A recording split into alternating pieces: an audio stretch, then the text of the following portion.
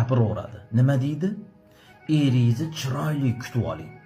Bayramona shukuhda kutib oling. Eringiz kelishiga chiroyli hammomda yuvinib chiqing. Chiroyli uyda chiroyli kiyimlarni kiyib, chiroyli dasturxonlarni tuzab kutib oling. Bayramona shukuhda deydi.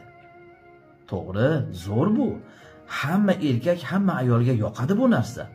Lekin shu sharoit bo'lsa, shunaqa qilib kutib oladimi? Uyda chiroyli hammom bo'lsa, chiroyli sharoit bo'lsa, chiroyli kiyimlar bo'lsa, keyin kutib oladimi?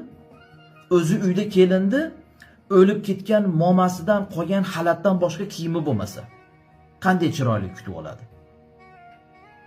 Er bo'lsa, hali Amirsoyda, hali Chodagida, hali choyxona, hali samovarda maishatdan bo'shamayotgan bo'lsa, uyimda chiroyli hammom, chiroyli sharoit qilay demayotgan bo'lsa, qayerdan chiroyli kutib oladi?